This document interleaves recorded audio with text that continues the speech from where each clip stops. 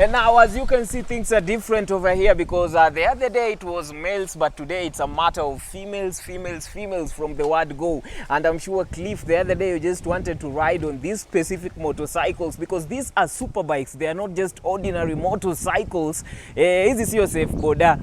And I'm joined with two beautiful ladies over here, and one is Tris. Tris, unasema vipi? Hi guys. I'm Tris. Okay, and on the other side... What's up, people? This is Shix. Okay, now in line to yesterday, there was a competition, Moran Cup, and these ladies actually performed extremely well because it's something that it's of great shock looking at a lady maybe beating males on that specific track. I'm just going to talk to them. We can just indulge and just have more on what's the experience as bikers, more so female bikers in this specific country, because that is an industry, as per they say, which is dominated by most males. But then, Harmony, how does it feel to beat these specific males on the track? What can't explain, bro? It's always amazing once you beat their asses. Yeah. Sorry to say. But yeah, it's really amazing what we do, and competing with the men, and it has been a male dominated. Then now it's different. We have more ladies on the track. I started the only lady. Now Tris is on board. We had the other ones, but now let's do this. She's in my team now. Yeah. And Tris, yesterday we were just having this conversation, and you really insisted that I shouldn't omit this specific part of you beating these men up. So Tris, how does it feel to be on that specific track and you still manage to beat the males? You know, funny enough, today in the morning my boss was telling me that we do not need a female league so that we prove that we are the fastest. Bring guys, bring LGBTQ, bring everything. It's just gonna be the first. Yeah, so it's really amazing, and I think women are way more stronger, and they are highly competitive than even men. Let no one lie to you. Women are more than men. competitive than men. And that is why you put me here on the middle here. But then I'm also looking at Harmony, and you were the first female biker in Kenya to represent the country. Yeah. How was that feeling? I can say I am very proud of myself. I started without a bike. Now that I have sponsors, it has been amazing. I saw when I went to the track, it was only men who were racing, and I was like, I need to change this. It's too much of men. We need to space it up where a lady is. We add some pilipili in it. So yeah, it is really humbling now that I started, and I can see my fellow women following. It's so humbling. Yeah. And maybe you can just be part of this beautiful conversation, because they've just said that females are better off than men. Now, I don't know what's your take over there. You are more competitive than men, because that competitive is just another word for better off than men.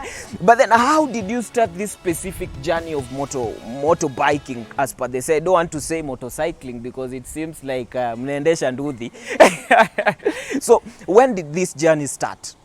Mine started 4 years ago, just after I cleared high school. I don't want to say the whole story because it may be used against me, but that's how it started. I didn't know any biker, so I just started so easily, just attending the biking events and, you know, getting to know one person after the other. Then I bumped into Shix.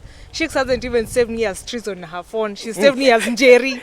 So she knew me as Njeri back then. So yeah, that's how it started 4 years ago. Yeah. And in terms of maybe, because it's also a crucial thing, because personally I know how to operate a bike, but then there's that fear of maybe getting injured over the way and again. So what have you been injured in some way, or maybe have you encountered maybe a certain thing that you went and you sat down and had a meeting with yourself and said, I don't want biking anymore? Well, it happens, and 4 years ago when I started all this, I worked in a garage, and up to now I'm still in a garage. Yes, and I'm still dealing with motorcycles, and there's no one day never passes if I haven't gotten a minor injury, you understand, like something cut you or the exhaust did what, you know, there's always some minor injuries in this, so you have to just get Okay, used now to this it. one we are talking of injuries that we just see maybe grisly road accidents there that a motorcycle individual has been involved in, Yeah. leave alone the scratches Yeah, and stuff, yeah. those big injuries. I was actually getting to that, and sometimes when you lose friends who are close to you, you just have a small meeting with yourself and ask yourself, do I really have to ride? Because I've lost a couple of friends because of these things, and yeah, it's sad, and then I think it's addictive. You park the bike 2 days and then you're like, you know what, let me just ride. You live only once, and yeah, Harmony has been here long enough, so maybe you can ask her if Okay. she's had accidents. We have had my share of them. Okay, now Harmony, in terms of accidents, because you also told me that you've been through one or few of them, so can you maybe just tell us about the specific accidents in detail, how it happened? Were you on the wrong side, or was the individual who knocked you down on the wrong side? So my accident, when I started like 9 years ago, it was just the small ones. You make a stand, then you just fall. So the one that really caught me is the one like a month ago. We were racing, and suddenly my brakes failed. I slid, someone ran me over. So I was like paralyzed on this side. I could not move my hand like this. I could not even walk on myself. So that was the first, my major accident. I was not on the wrong side. It happens. It happens. By the end of the day, we ride dangerous sports, but we get used to the dangers. Sometimes you think, I was like, am I sure? My dad was like, are you sure you want to race again? I'm like, yes, I'm going to race again, and I'm going to see. This thing is too addictive, by the way. Too addictive. It's too addictive. It's too addictive. Then maybe looking at it as a sport in Kenya than drugs. My drug. This is my drug. I think you'll never understand until you actually ride. Until you ride. If I tell you by there's no day that will pass without you riding, you wouldn't believe me. But if you get on this thing, Then now, because you're talking of it being addictive, what happens now on that specific track? Because you like yesterday, I was witnessing on the sidelines there that you change the gear and you get into the mood. Yani unaenda mbio na unaendelea kuenda. You don't even know that you are reaching this particular speed. So it's that addictive. Then maybe looking at sporting, biking as a sport in Kenya, how can we say that maybe the country or maybe federations in terms of sport are benefiting you guys? We start with you. well, I really thank God that the Superbike Association has managed to organize events this year. You know, we were supposed to race. The first race was supposed to be in March, but COVID happened. But TSA has managed to organize at least three races before the end of the year. So we are on our second one. So I mean, TSA is just the best. And the fact that they're also promoting local dealers to bring in new teams and stuff so that we be more competitive. I'd like to see, you know, some Spices and, you know, Yamaha to come in and we go beat their whatever. So yeah, so TSA has really done a very great job. Yeah, the Superbike Association. They're on Instagram. You should check them out. Okay. Yeah. And maybe Harmony, because you've been in this industry for so way long. So how have you benefited out of it? Quite a lot. I started without a motorcycle. Kanjuno, they were my first sponsors.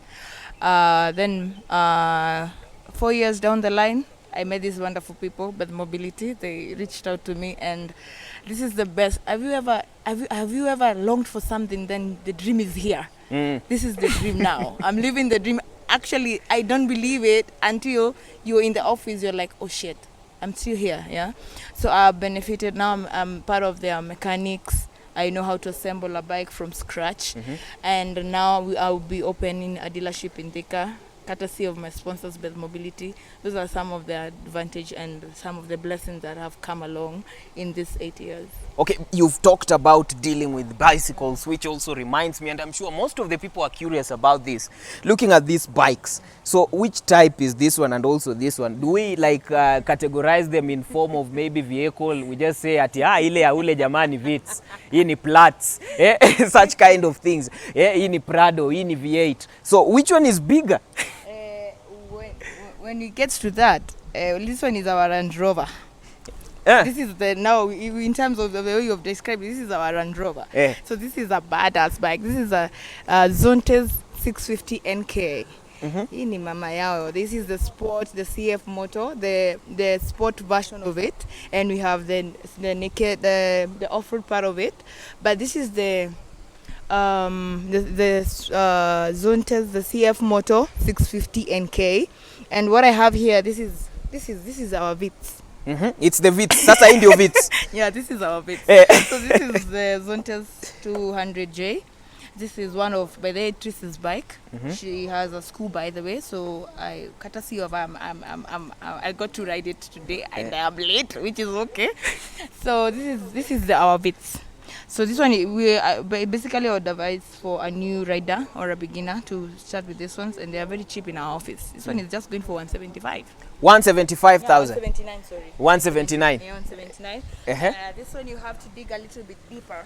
Uh-huh. Yeah, so Maybe the owner will tell me the price. The owners are all yours. and more details as well. Yeah. So the biggest capacity of bikes we have, of course, there are bikes up to 1800 cc's and stuff, but you really don't need that much power here in Kenya. So 650 cc is pretty quick, and you can chase the 1000s with it, and you run out of balls before you run out of cc's, if you know what I mean. If you're doing 210 and I can do 210, okay, fine, let's see who will run out of balls fast, so yeah, so 650 is good enough for me. Yeah. Okay, my director is telling me that I now have to let you guys go, but he's putting me on a challenge that I should also go through this thing. Ati nimeambia watu najua kuendesha pikipiki, so I should try one. So which one should I go with? First, do you want to be carried or do you want to be... I will carry. I will carry. Yeah. So we are going with this one. I'll take the bigger one. I'll take the big one. Okay. Do you need a helmet? I don't need one. Okay. You know safety first.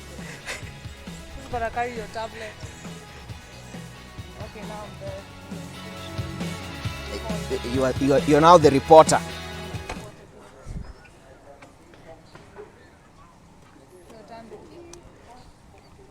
The kill switch, that switch, that switch. Then no, just no. Uh-huh. Just yeah, like that. Don't give it. Uh-huh. So it I will should- just move with idling. With idling? Yeah. Don't even give it throttle. Don't give it throttle.